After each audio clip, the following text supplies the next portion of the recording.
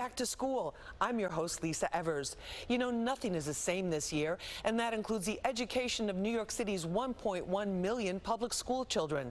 The city system is the only major urban one in the United States opening its doors for classroom learning, and the questions about whether it's the right decision just won't go away. Our schools will have all the PPE and cleaning supplies they need, including 4 million face masks, 3.5 million bottles of hand sanitizer, 80,000 canisters of disinfectant wipes. Mayor de Blasio has promised principals unlimited PPE and cleaning supplies. He's also outlined a checklist of safety procedures to protect students and staff from the coronavirus as school doors reopen. Whatever our educators need, whatever the staff needs, whatever our kids need, we're going to make sure it's there. Preparations in every area, from lesson plans to supplies and transportation, are usually done months in advance. But this fall, it's more like days, says City Council member Mark Traeger, a former high school teacher. He questions the rush to reopen. Parents are asking all the right questions. They're asking about safety. They're asking about will there be supplies to disinfect and clean buildings every day. We're asking about whether there'll be a nurse in the building every day. Clinical therapist Dr. Elisa English, who works with the most vulnerable kids, says children are experiencing emotional insecurity and need more reassurance than usual. I think they should just over-communicate, over-connect, over-associate, really keep those lines of communication open and consistent. There's a continuity that needs to go into that over-communication. Let me tell you something. I want to get your attention. DNA have the genetic information. Urban education innovator Dr. Christopher Emden uses hip-hop to get students to love science and build up their test scores. He says you do not always need a building for good education to happen. He suggests an easy, low-cost way parents can teach their children learning is important and make it a daily fun habit. Create a space in your home where young folks go, where they're the most comfortable, that's only dedicated to reading, to learning, and to writing. For many kids, school is their only ticket to a brighter future. Let's find out what our panel has to say. Joining me for this conversation is Dr. Christopher Emden. He's a professor at the Teachers College at Columbia University. He's also the founder of Hip Hop Ed and the Science Genius programs. Chris, great to have you with us. Always a pleasure to be with you. Thank you so much. Also joining us is New York City Council member Mark Traeger. He's from Brooklyn. He is the chair of the City Council Education Committee. He's also a former high school teacher. Mark, great to have you with us. Great to be with you. Thank you so much. Thank you so much. Also with us is Dr. Elisa English. She is a clinical therapist and works with many children throughout the school system. Dr. Elisa, great to have you with us. Thank you for having me, Lisa. Thank you. Mark, I want to start with you as the education chair of the City Council and the former teacher. Where are we at with the schools right now in terms of preparedness, in terms of what the children really need and, what's really happening? Thank you for the question, Lisa, and it's great to be with you in this all-star panel talking about our kids, which are so important. There's a difference between the headlines and the fine print. And as education chair, I will go into the fine print about where we are operationally.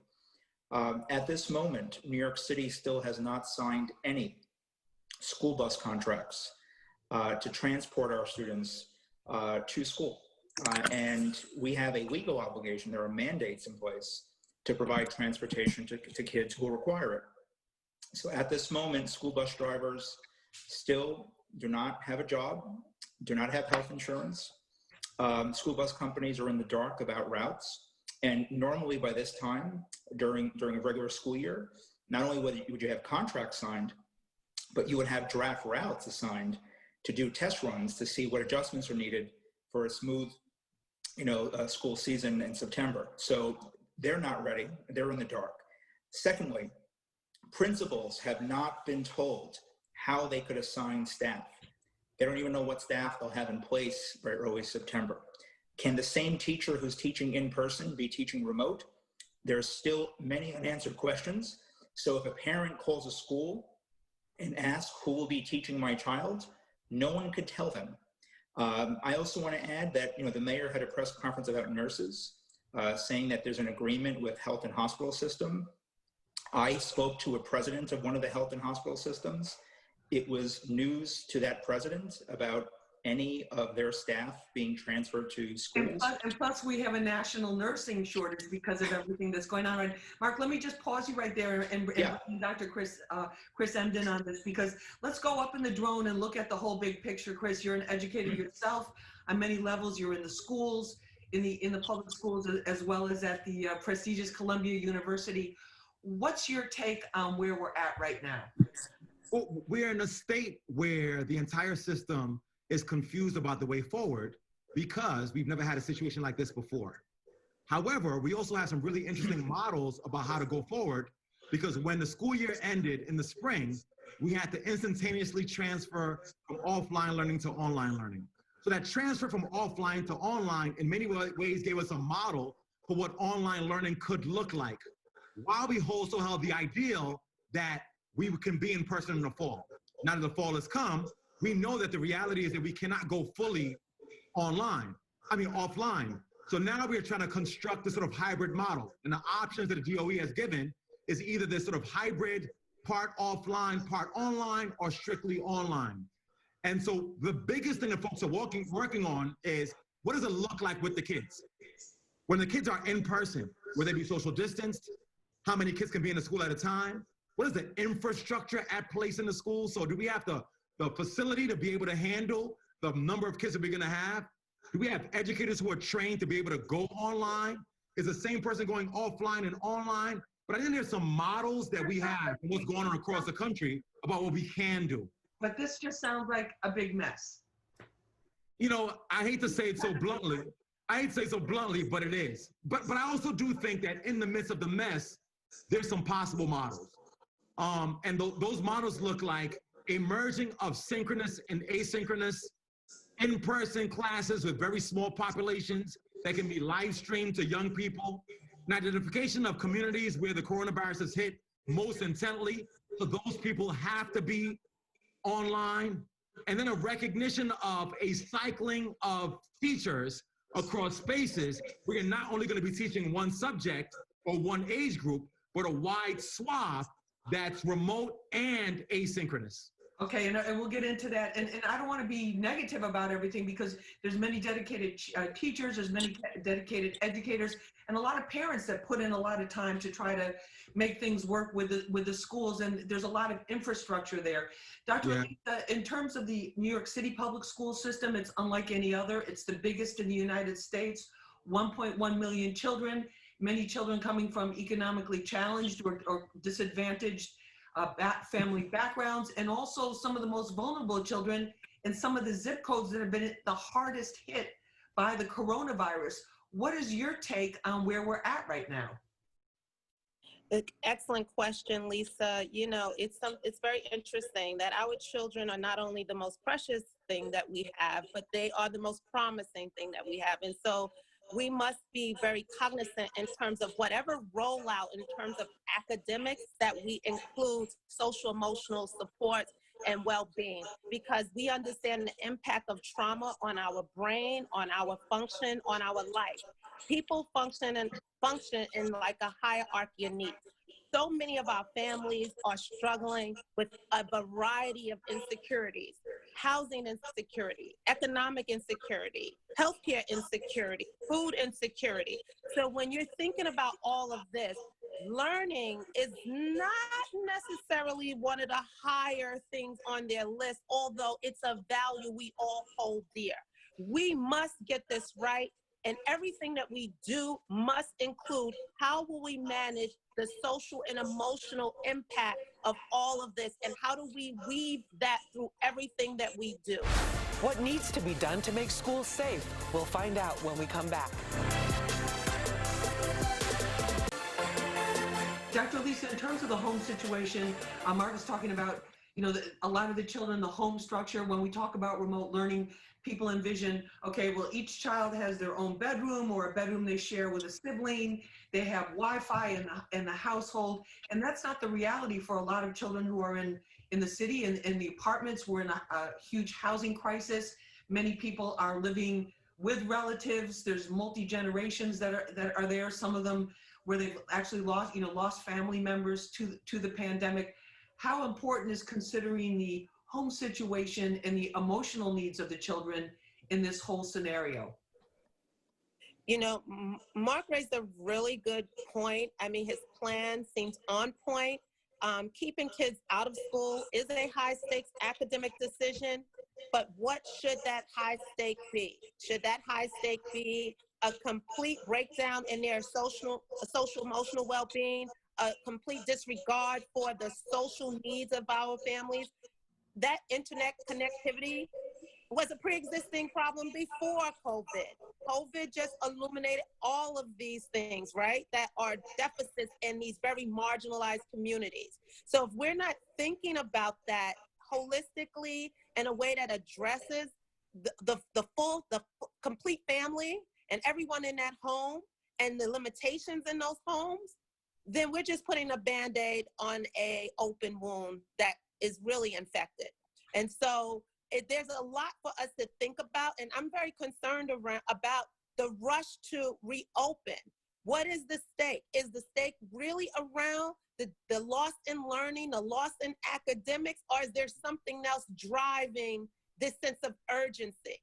And that, for me, is like the unanswered question, right? Like, why is there such a rush to kind of move to this reopening without considering all these other factors? Dr. Chris Emden, in terms of these issues around the learning and the children and the differences in the age groups and the needs, what kinds of things do you see could be done given where we're at right now? Well, first of all, the answer, Dr. Lisa, to the rush to going back to normal is not at all about education. It's about economics. And I think sometimes we have to be upfront by having a conversation about the elephant in the room.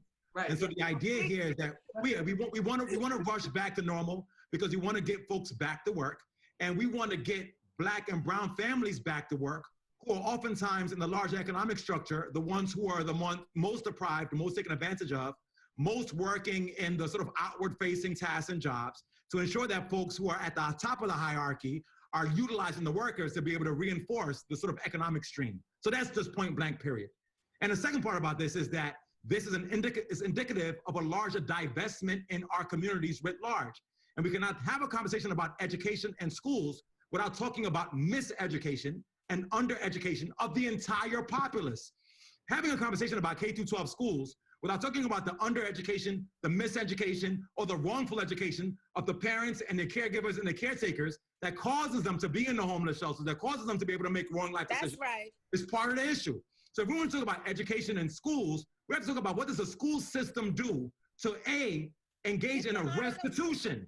That's right. A restitution to parents and grandparents who've been locked out of the education conversation, to allow them to be reinvested so they can meet the needs of young folks. So we're talking about folks in shelters, for example. You can't talk about education without recognizing that in the new millennium, education means access to technology, access to online resources, how to navigate those tools and resources. And also education means making sure those folks have an education so that they can become a part of the workforce, technology, for example, so we won't have this issue. Mark, in terms of the school year, the way the school is designed, some people are saying, Governor Cuomo said throughout the whole pandemic, let's just not go back to trying to do things exactly like we did them before.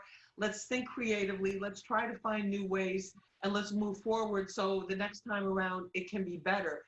Do you think that's really possible? Going back to where things were, that's not acceptable either. And it's unsafe, but it's also going in circles. And I think Dr. Emden made very powerful points about all the contributing factors that have contributed to the inequities and things that have been exacerbated by what this remote learning system and this move to our school system has done to children. And I worry about the kids who have also rely on schools, not, as mentioned before by Dr. English, not just for instruction, but just for connections. Right. We are in an era, people call it social distancing. Actually, it's physical distancing. Right. It's not really social because there's still ways to deepen social connections. And in many cases, the call from the teacher, from the guidance counselor, is one of the most important calls kids are getting during their weekly check-ins. And the questions and the topics are not just about 2 + 2. It's about, do you need extra food? How is your housing situation? There are high school kids, by the way, who are now working as essential workers to help their parents pay rent. So kids are being forced to grow up even faster, face social, emotional challenges like never before, and that's weighing heavy on our hearts as well. Mark, in terms of what can be done now, it's just, we've talked about this rush and heard about this rush to get everybody back, a little bit of this, dealing with that, here's a crisis here, putting out a fire there. How do we get to, and how do you get to, as the chair of the education department, some kind of say in what's really going to be happening here? Well, that's an important question, and I think that all of us have a responsibility. We have a civic responsibility. First of all, have folks filled out their census, because that's very important right now about being counted and seen. That's resources to schools, hospitals, and to our state and city. Are folks registered to vote? I think that's also very, very important. Holding folks accountable, making sure our voices are heard. I think also making sure that our federal government, our state government, and our state government, are they doing everything possible to support kids? And the answer, quite frankly, to me is no. We need to continue to hold folks in power accountable to deliver resources and adequate support. And as a community, I was saying before that many educators and even folks from PTAs, they become like de facto counselors. These wellness schools are doing what's called a wellness phone call, checking in on kids, making sure kids are okay. When I was a teacher, I received training called Raise the Praise. In many cases, the teacher telling the child they're doing a great job might be the only compliment they hear that day. And so I think that those connections, those validations are so important to kids. Think about, Lisa, if you're a high school senior and you didn't have a chance to experience what high school seniors usually go through, whether it's prom, whether it's graduation season. But I see communities finding innovative ways of bringing folks together. Those car parades down their blocks, honking their horns, saying congratulations, some outdoor events, barbecues. I think we as a community need to find ways to kind of deepen connections in this era of social distancing. And of course, continuing to hold people accountable to meeting the needs of the whole child. As pointed out by Dr. Emden and Dr. English, this is not about opening a textbook or about preparing for a high school regents. This is about how do we deepen connections with children? How do we address them in trauma-informed ways that make sure that we are keeping them connected and keeping them apprised of the goals and the objectives to keep them safe and supported and loved. But Chris, in terms of some practical things that could be done right now, because technology and people may not have high-speed Wi-Fi, but especially a lot of our teens have some sort, the mobile data plans thankfully have gotten a lot cheaper and the phones are a lot cheaper.